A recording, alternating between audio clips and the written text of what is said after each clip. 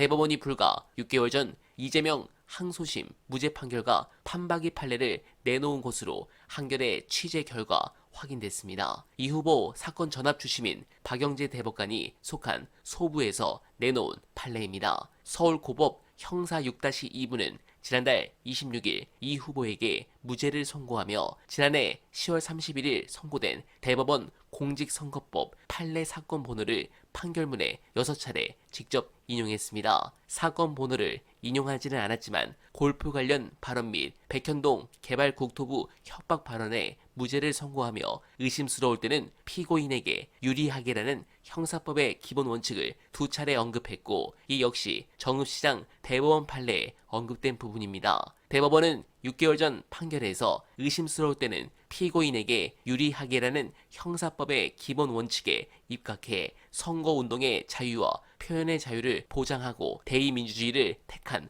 헌법 정신을 따른 판결이라고 설명했는데 이 논리라면 2심의 판결을 대법원이 뒤집을 수 없습니다. 관련해 대법원 근무 경험이 있는 고법 부장판사 출신 변호사는 대법원이 직접 유죄로 파기 재판하는 것은 불가능하고 항소심이 가져다 쓴 법리와 사실관계 판단에 비춰볼 때 유죄 취지로 파기 환송하기도 어려운 사건이다. 상고 기각 가능성이 크다고 내다봤습니다. 네, 당연한 부분입니다. 관련해 제가 존경하는 송요은 기자님이 극찬한 현재 커뮤니티에서 화제가 된 분석 보시고 이어가 보겠습니다. 왜냐하면 전원 합의체로 갈 것은 아까 노영 변호사님 말씀하신 것처럼 그건 예상이 됐어요. 굉장히 중요한 문제이기 때문에. 하지만 너무 이례적으로 속도가 빠르다는 거예요. 어제 한 번 하고 내일 또 하겠다. 원래 한 달에 한 번 정도 하는데 이 사건만으로 지금 이틀에 한 번씩 계속 가고 있는 거거든요. 근데 이것이 그렇다면 이재명 죽이기를 했을 때 이재명이 죽을 것이냐를 한번 살펴봐야 돼요. 그런데 아까 말씀하신 것처럼 무죄로 갈 가능성이 높다. 무죄로 그냥 털어주려고 그런다. 이거는 땡큐죠. 우리가 걱정을 안 해도 되는 거고 가장 걱정하시는 게 소위 파기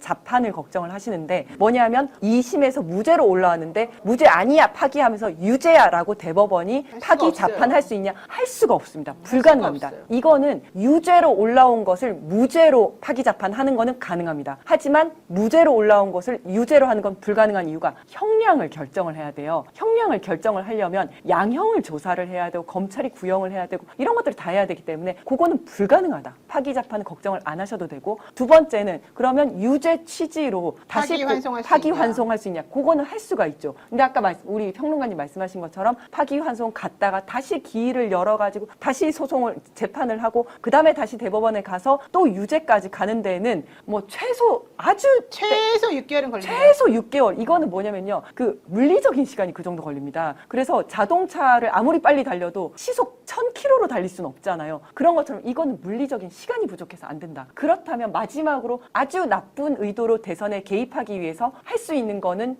말씀하신 것처럼 그거예요. 유죄 취지로 파기 환송을 하면 사람들이 이재명 대표가 유죄였어 라고 하는 거 여기에 대한 부정적 인식을 심어주기 위해서 그런 거 아니냐. 하지만 저는 국민들이 부정적 인식을 가지지 않을 거라고 봐요. 여기에 대해서 국민들은 오히려 분노하고 이번에는 사법부를 심판하려고 들 겁니다. 그래서 더욱 결집을 할 거고요. 그래서 이재명을 죽이려고 해도 죽지 않는다. 저는 이렇게 말씀드립니다. 네, 공감합니다. 그리고 어제 왜 문통을 쉴드 치냐 이런 댓글이 꽤 있었습니다. 쉴드가 아니라 팩트입니다. 이런 검찰은 더 이상 존재할 이유가 없습니다. 완전히 해체시켜 다시는 저런 나쁜 짓을 할 수 없는 조직으로 만들어야 합니다. 이재명 후보께서 우리 민주진영의 염원을 절대 잊지 않으시길 부탁드리며 원활바는 오늘도 최선을 다하겠습니다. 여러분 고맙습니다.